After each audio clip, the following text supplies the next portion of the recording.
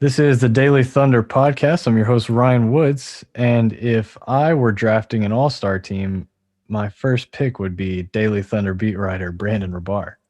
That was an incredible intro. Let me soak that in for just a second. Yeah, that was nice. I just felt something that Shai Gilgeous-Alexander has never felt in his life. I was just picked for an all-star team. Wow. But he's good. He's good. I say that with all confidence that he will be picked. He should have been picked, and tonight proves that he should have been picked for the all-star game. His performance once again against the Spurs. Oklahoma City gets a road win on the second night of a back-to-back, 107-102, behind 33 points, 8 assists, 3 boards from Shai. He took 19 shots. He shot 57.9% from the field, 50% from 3 on 4 attempts, 9 of 10 from the free throw line. He's just a special player. Amazing night tonight from Shai, and he sparked that comeback. The Thunder were down by 14, and he just started taking DeJounte Murray and anybody that the Spurs threw at him into the lane and making great choices, finding guys for threes. Muscala was great. Roby was awesome. We can talk about that dunk here in a second, but I thought SGA was just incredible down the stretch. He looked like the best player on the floor by a mile, which he has looked like many times this year. And there was the thing that I left the game thinking was, how do we, I say we as in the Thunder, how does Oklahoma City look like the veteran team against the Spurs of all people? How are they the ones that are taking care of the ball, making the right plays, finding the open shooters, knocking down shots, and defending super well? I don't understand how this young of a team, especially this young of a team that's closing the game, that these 5 guys, other than Muscala, are like really young and are just taking it to a very, like, I'm not going to say a very good Spurs team, but they're a quality NBA team. Like, that is not an easy team to beat on any night. And they just out-Spurs them late in that game. Yeah, and the Thunder did this without Al Horford, and of course without George Hill. That goes without saying. The oldest Thunder player tonight was Mike Muscala, 29 years old. He is the old vet tonight, and of course the starting lineup was even younger. It's just amazing what this Thunder team is doing night after night. They follow up probably their worst game of the season. I know statistically it wasn't their worst because of 9 points last night to the Mavs, but the Mavs didn't have Luka. This is one of the worst defenses in the league, and the Thunder had Al Horford. They had been off for 3 nights. They had the rest, and they came out and scored their lowest points of the season. Yeah, they held the Mavs to 87, but the Mavs had a lot to do with that. Then tonight, they come back against the Spurs on the road, second night of a back-to-back. They come back from 14 points. Yes, to me, it comes down to Shai, though. Shai, just so many nights, we've talked about it. Mark Daigneault talks about it endlessly. A lot of times, he is just the best player on the court any given night. Now, obviously, the Spurs didn't have LaMarcus Aldridge, but it's not like he's been the LMA of old. He kind of looks like an old LMA now for the most part. Mm-hmm. So it's not like he was the difference maker. They didn't have Derek White. Okay. But the Thunder didn't have Al Horford and, of course, George Hill. The Thunder still had DeMar DeRozan. They still had Murray, Johnson, Walker. They had their guys that they've been beating teams with lately. I mean, they're 18-13. They were 18-12 coming into this game. No, I'm sorry. They're 18-14. They were 18-13 coming into this game. They're one spot below Denver and Portland and Milwaukee, if that, means anything to you. They're actually tied. No, I'm sorry. Yeah, I was right. So I can't read. I can talk, but I can't read. So all that to say, this was another impressive game from the Thunder, which is frustrating to some Thunder fans, understandably, because it's like take a step forward, take 2 steps back with Tankathon, and then like with the winning record and looking good and competitive and fun and entertaining, and it's like take 2 steps forward, take a step back. Like it's like which do you root for? You're in this middle ground. It's Hmm. like they're not all in on one. They're not good enough to make the playoffs, but they're not bad enough to get a top five draft pick at this point. So I think that's kind of this weird middle ground right now for Thunder fans. It is. It is. And let's go back to let's go back to preseason, which would have been December, mid-December. If I had said that Al Horford will never play a back-to-back and George Hill will miss like a month and a half and Isaiah Roby will start a bunch of games, Poku will go to the G League. They will start Maladone a bunch.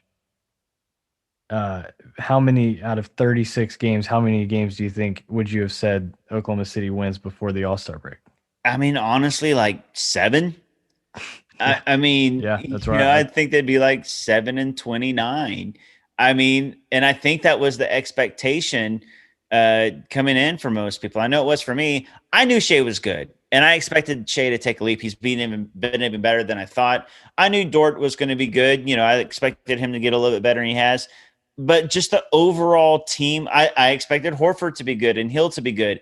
But I thought that once the bench came in, that this team would just crash and burn and that they just wouldn't be able to compete. And when they played, playoff teams, that even though the starting lineup would be fun and competitive, still wouldn't be able to actually beat those teams. And here they are, 15-21. I mean, Unbelievable. it's a testament to this team's effort, and it's a testament to Mark Daignault's coaching and the team buying in, and a testament to Shea, I think, too. A guy like you mentioned the bench, a guy I keep thinking about is Kenrich Williams. Like Yep. they they would not be as competitive as they like he kind of comes in as the identity of that bench. I feel like he plays so hard and is such a smart guy and defends super well. Like he's a good individual defender, but his individual defense is such a boost for that second unit, such a boost for the guys that he's around. And then you add a guy like Ty Jerome, they're just solid. They're so solid. This is a really, really solid NBA team that should absolutely be tanking. And they're just not. I mean, what would you say are some things if if they were really trying to tank, what are some things they would be doing that they're not doing right now? I mean, they would, you know, close fourth quarters, rest some of your, this was a back to back. You could easily get by with, hey, we're down by 5 points going into the fourth quarter. I can't remember what it was, but let's say you're down going into the fourth quarter. Uh, hey, second night of back to back, All Star break's about to happen. Let's just rest SGA for the rest of the way, rest the starters for the rest of the way. You could have not played Al Horford last night. Of course, that didn't matter. But you could have said, going into the All Star break needs extra rest. You could have really not played SGA at all tonight if you really wanted to. If you really wanted to Mhm. get by with it, you could give the young guys more minutes because you can say you're developing them. You can rest SGA and Dort on back to backs. You can't really, no team is going to be like, hey, SGA, go out and miss this shot. Right, They're not going to be exactly. like, hey, Lou Dort, don't defend him quite as hard. Hey, I'm drawing up a bad play. They're not going to do those things. Try to dribble the ball off of your foot. They're not going to do those things. All that they can really do are roster decisions. And that comes from Presti, and that comes from, if the team wants to rest guys or load manage guys, whether it be in game or before the games, make those decisions. And that's what I do expect during the. I know the trade deadline is until March 25th, but I expect activity during this All Star break because I think Presti's just going to have to take matters into his own hands because he's really the only one that can do much about it. He thought he did a good enough job, and so did we all, but Yeah. apparently not. This team is still too good to tank. I feel like Presti's move is like uh 25 minutes a night for Moses Brown. like 20 Poku, come on back for your we're gonna get you 30-35 minutes a night. I don't know that they have another move. Like if you these guys that are starting, they shouldn't necessarily be competitive, but they are. Um, Yet that's the, they are winning on a system and a culture of just of excellence. yeah, you put it perfectly. It's kind of like plug and play. It doesn't really matter who's out there because of the system and because of everybody buying in and because of the high effort, high intelligence plays that they're making, they're winning. Now, a lot of that rides on SGA, but you saw a game or two where SGA said, and they still played really well. I know that they beat the Bucks without SGA, and Justin Jackson, who hadn't been playing much at all this season, comes in and scores 22 points, including the dagger for the win. I mean, this team, they just go out and they find ways to compete and make it close. And sometimes they're going to win games that you think that they have no business of winning. So yeah, I think that I think that Presti's moves or George Hill's obviously gone, but he's been gone for a month anyways. And Mm-hmm. Ariza is gone, but he hasn't played all season, so that doesn't matter. Uh, then Al Horford is the next best player you think that they can trade, and that would make a difference. But it might be tough to find a playoff team that can match salaries that makes sense for both teams. I don't know. It's still a possibility. Maybe they trade Hamidou Diallo. Of course, he was out tonight, and it didn't matter. But I feel like if you trade a handful of those guys, Mike Muscala, if you can trade Muscala and Horford, then all of a sudden you're starting center is Roby and your backup center is Poku, Kenrich Williams. Mm-hmm. I mean, so that's one way, I guess. So I can't quit thinking about that Milwaukee game. Now I'm looking at the box score. Justin Jackson was listed as the starting point guard for Oklahoma City, and he played 34 minutes. Yeah, dude. They didn't have any point guards for a while. Because remember SGA, Maladone, and Hill were all out for All out. several games, and this Yep. team just finds a way. It's just unbelievable. I haven't seen anything like this from any teams. This team, when you look at it on paper, one, the talent that's on paper, and two, the injuries and rest and things like that they've gone through. There's no way you would think this team is 15 and 21. Just absolutely Yeah. no way. And they started their net rating was so bad Yep. despite being like a 500 team a few games in. And we were like, okay, well, the schedule's about to get tough, and surely like the numbers that we're seeing are going to start to the record's going to start to reflect those numbers, and and they did not. The Oklahoma City kept improving, Shea kept improving, and I will say that something I've been intrigued about, and I was thinking about it when I was watching Cade earlier. Um, it's such a benefit to him that he has had so much defense, so much attention on him, learning how to get shots off under that much pressure, learning how to pass out of double teams and get the ball around. I was thinking about that tonight with Shea because he has so much. I mean, there was some box and one in the first half against him. He's seeing a lot of different types of defense, and he's making incredible plays, getting himself clean looks, which I think is a win. Whether he was a good passer or not, I think that's a win going forward for Shea to be able to create his own shot in traffic consistently. He's done that. But he's also like finding wide open shooters. He feels pressure before it gets there. He never. I just don't feel like I don't feel like he turns the ball over once he gets into the lane. Once he gets past his guy, it's a pretty high percentage that play is going to turn into a positive for Oklahoma City. And for this year to be such a year where he was going to answer a lot of questions that people had about his game and what he could potentially be, I think he gets an A++ from from the organization, from fans, from everyone, from just national media. People are starting to recognize how phenomenal of a player he is, despite being on a team that's not necessarily in playoff contention. Um, he's just awesome, and I've been very impressed with his ability to create good looks for himself. Yeah, you take a game like tonight. We don't mean to be such downers about the record and tanking and stuff like that, because there is value in games like this where the Thunder win on the back of Shai Gilgeous-Alexander, and that's what tonight was. He was phenomenal. He scored 33 points, but it wasn't just the points.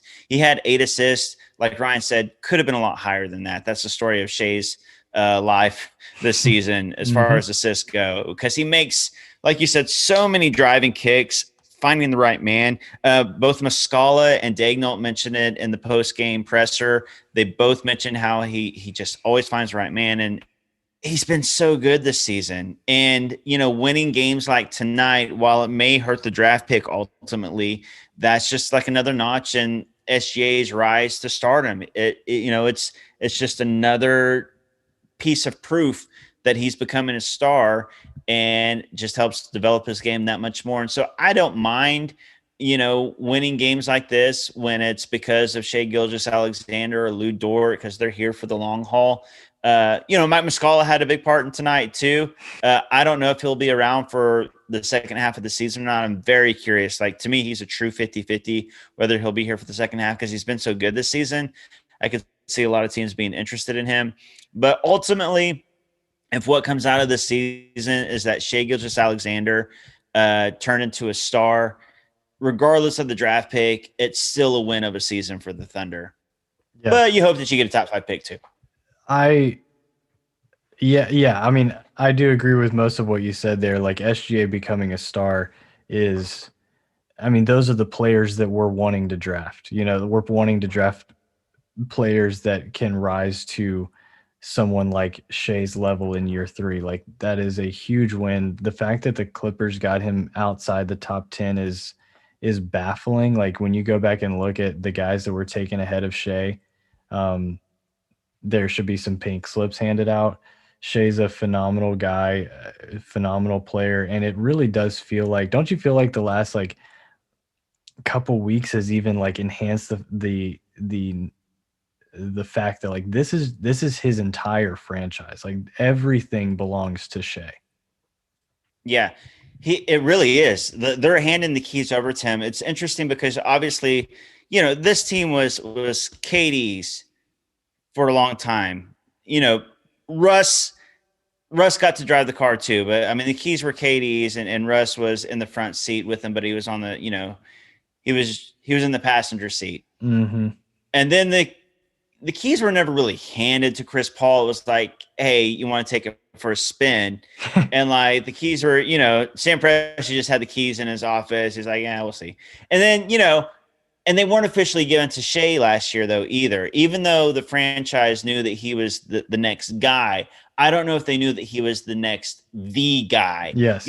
Yeah. And I think that's how we all were. Like, okay, he's a great building block. He's going to be a great piece moving forward. Excited about him. And we all said future star and future face of the franchise, but we weren't exactly sure if he was going to be that guy. This season, he has proved to be that guy. He can be the number one of your franchise, and not only on the court, not only because of what he's doing and how much he's improved with his scoring, his passing, his efficiency, his 3-point shooting, all those things, but off the court, he's so mature for 22 years old. He always says the right thing. He always does the right thing. He's a class act, and he's so mature and smart. I mean, you couldn't have picked a better guy to hand the keys off to than Shai. And to add to that, he's the swag lord. Like, Yeah, Oklahoma City didn't miss a beat when it came to pregame outfits. yeah, yeah. Like the fashion is obviously on point, but what's great about him is he exudes through his fashion and through his. I mean, I'm gonna sound like an idiot saying it, but I'm gonna say it because he says it. Like his drip. Yeah, there you Uh, go, Dad. There you go. yeah, I know, right? I feel like I can say it if I say, "Hey, I'm gonna be an idiot for saying this before I say it." If I were just to say it, I'd sound like a real loser. You know what I'm saying? If I was like, "Yeah," and then he's got such dope drip. Let's do it. But I'm I like, wish you hey, guys could see Brandon's face while he's saying that. That was if I'm aware of the fact that I sound like an idiot, I can say it. But it's like this cool, quiet confidence. There's never this like cocky, unlikable thing Hmm. about him when it comes to his swag. It's like this cool, confident, fun-loving swag. You know what I'm saying? Like No, you're it's like a exactly right. likable. It's you're characterizing it very well. You really are. And I mean, Thing. the to go from Russ to this is like, honestly, when they traded when they traded Russ to Houston, obviously the Paul George trade had happened at that point, so Shea was a part of the team. But Shea was such an unknown at that point. Like, we thought he would be a really fun young piece, like you're saying, but not this. Um, so I honestly, I remember thinking the day of the Rush trade, like, when will the next time be that, like, Oklahoma City has their dude? How long will it Right. take before they have their next guy? And because obviously, like, there was a ceiling on what a Chris Paul team. He's not going to be your next guy. They're not going to build the next iteration of this team around him long term. So when would that be? And it didn't take very long. They had him. They had him the whole time. Yeah, it's absolutely amazing. And I wish I could give a true serum to Sam Presti and find out if if he knew, or if he was still, like we all were, hopeful but not quite sure of what his ceiling would be, and how big a piece moving forward he would be. But it's the greatest commodity in the NBA is to have a superstar, and the Thunder have a budding one at 22 years old. Uh, and it's just nice to know that's how you stay out of, that's how you stay relevant. That's Hmm. how you don't stay in, like, tanking mode for years and years and years, or this no man's land for years. Like, you have a young superstar, and then you have all kinds of draft picks and chances to build around him. So if at the beginning of the season, if I told you by All Star break, most people would take Shea over Trey Young, would you have believed me? I mean, I had my no, I would not have believed you, and I am fully on board with, like, to me, it's not even a question now. I know it's an argument still. Do you think the Hawks? That's Do you think the Hawks or the Thunder would have to attach assets in a straight up trade for those two? that is a great question, because here's the deal: on the surface, from the outside looking in, it seems like Trey Young has more value. It seems like he was the higher pick. Hmm. He's made an all-star game. He's flashier. His style gets me, he's on Sports Center more. He has more viral clips and all those things because what he does is sexy. But when these GMs are talking, they both know that Shea is, one, a much, much better defender. It's not even like in the same realm. And Shea defender, and he still puts Trey to shame as far as defense goes. But they'll look at their efficiency, and even though Trey's calling card is shooting, shoots better. Now, if they're in an open gym, is Shea going to shoot better? I don't know, but it just means that Shea makes smarter decisions with the ball. It means he takes smarter shots. It means that he scores more efficiently. Uh, so I think that you win more with Shea. Hmm. Uh, I think that it would have to be a straight up swap, because one has, uh, you know, appearance value and one has more real value. So I don't think either attach.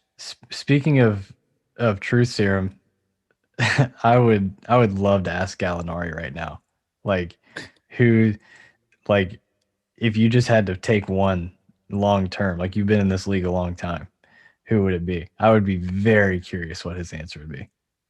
That's a great question. Gallo's a really smart guy, so I think he'd go SGA. I mean, uh, and I love Trey. I did He's from too. I did too. This is no Oklahoma, shot at him. born and bred, and he is fun to watch. And he's so little, like what he can do on the NBA court, you have to, be impressed by, just from, this is a sport that's, dominated by big guys. Even Hmm. Shea, I mean, Shea is 6'6" as a point guard. He's That's a monster. enormous, and he's so long. Yeah, he is. Trey's so little. He is fun and exciting. I went and watched him at OU. I liked watching him, but I've crunched the numbers. I just think that Shea is the better all around player, and that you can build a winning team more. I mean, Trey's got a much better supporting cast than Shai does this season. The Hawks went all in, and they basically have the exact same record. Right, there's a 1 game difference, and the Hawks are in the East and have an easier schedule. I mean, Yeah, I feel like this Thunder team is this Thunder team at full strength is absolutely a playoff team in the East. yes, The way that they I play agree. night Which in, night out, sounds like they're gonna see Orlando and Cleveland and who else? Detroit. They're gonna see these teams enough times. They would pick off the wins to get in the playoffs. yeah. I mean, right now the Charlotte is the 7th seed in the East, and Toronto is the 8th seed. I mean, Toronto will probably move up, but I mean, is this OKC team at full strength with Al Horford and George Hill? And if Ariza wanted to play because he decides that they're a playoff team, are they better than Charlotte? I think so. Are they better than the Knicks, who are the 5 seed in the East right now? Yes, I think so. What was the first year you started like really watching the NBA? Oh man, well, this will reveal a lot about me if I really tell you. Uh, it was 1990. Wow. Was I remember really getting into it the year before Jordan won it all. I was Mhm. I got into it because of Michael. I was a basketball fan already. I love basketball, and I liked watching OU basketball, and I liked watching NBA. I just didn't really have a team, and then Michael Jordan came along, really just fell in love with his game, and so yeah, I remember I have specific memories from the first Bulls championship. So you've seen the Knicks be good. Um, Yeah, those were some of I remember starting to watch like late '90s, and the Knicks were good. Knicks were really good. Um, but seeing the Knicks in the top, in the top five, in the standings in the East, it's like it feels nostalgic to me. Like yeah, it feels fun. Like they're a team I always hope are good because like beyond it being good for the league, I do think it is good for the league when the Knicks are good. But like it's just fun. It's fun when the Garden is like really, really humming, and they have a fun team to root for.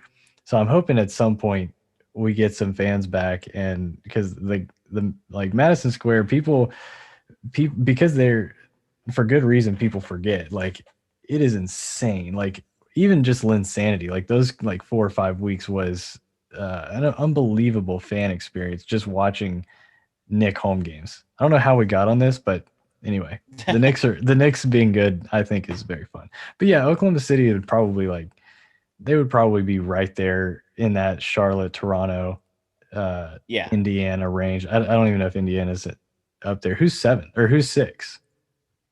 Right Boston, now, eight Toronto, 7 Charlotte, 6 Miami. That's going to change. Miami. The Knicks are 5 right now at 19 and 18. To their credit, I mean they've They're been solid. pretty solid. Obviously, they're 19 and 18. They're solid. Some of that's inflated. Some of that's inflated by schedule, but they still got to give credit. Julius Randle's been great this season. He has been incredible. Like he's Yeah, got to win Most Improved. I feel like he's yeah. he's I been think it's his. unbelievable. Yeah, he's got to win it. Another young guy that the Lakers gave up on real early. Dude, this is I could go on a whole tangent about how the Lakers just messed everything up for years and years and years, whether it be draft, letting go of guys too early, bad trades, bad roster decisions, and ultimately it didn't matter because LeBron wanted to play there. It I drives me crazy. we The could Thunder write did a we could everything. write a book. Me and you might have to write that book. It is one of my pet peeves. I There's a guy listening right now, and I guarantee you he is laughing because we've had this conversation like 10,000 times.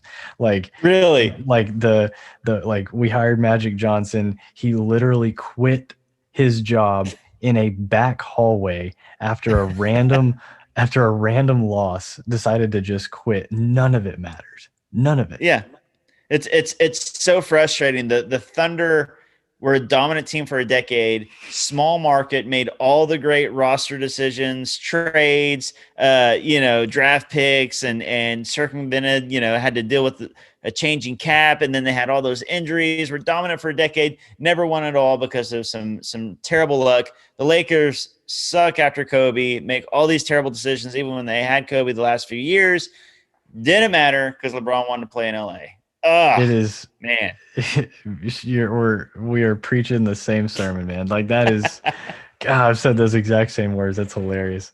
Um, yeah, because like I felt so defeated just just philosophically, like what it takes to build a winning team. Like maybe having, I've always said like one of Oklahoma City's most like one of their best assets is Sam Presti. Like Yep. having an elite general manager is is such a valuable thing.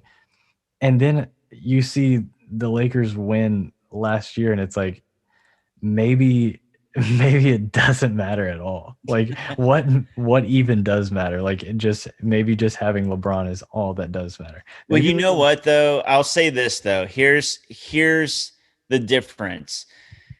If you're a small market team that has an elite GM like Sam Presti, you get this successful Thunder team that's been relevant every year, even when they're tanking, building, they overperform, they make all these picks, and they're set up for the future, and all these things. The Thunder have been incredibly blessed, even without winning a title.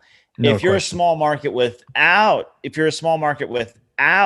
an elite general manager, you're the Sacramento Kings. So You have no uh, chance. I mean, there's a humongous difference there. Or you're the Charlotte Hornets, or you're Yeah, the Timberwolves, and so that makes all the difference in the world. no question. All right, we have reached the All-Star break. Oklahoma City will have what, 6 full days before they play another game? I think their next game They is yeah Wednesday. they play a week from tonight. They play next So yeah, Thursday against the Mavs. 7 days off. They host the Mavs.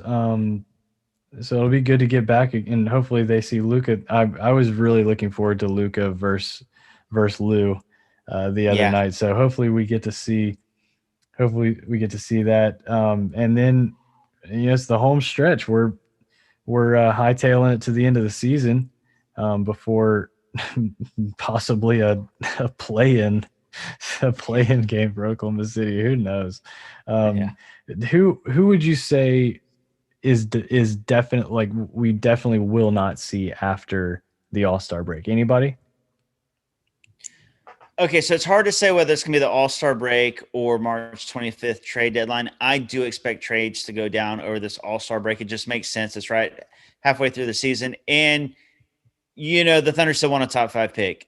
George Hill by far makes the most sense.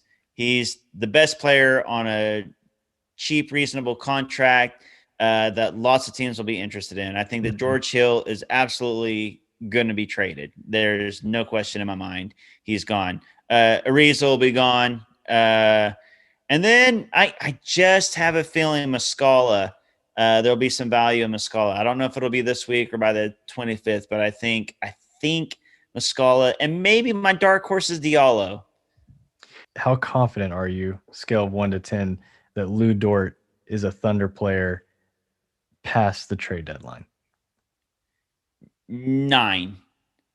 Me too.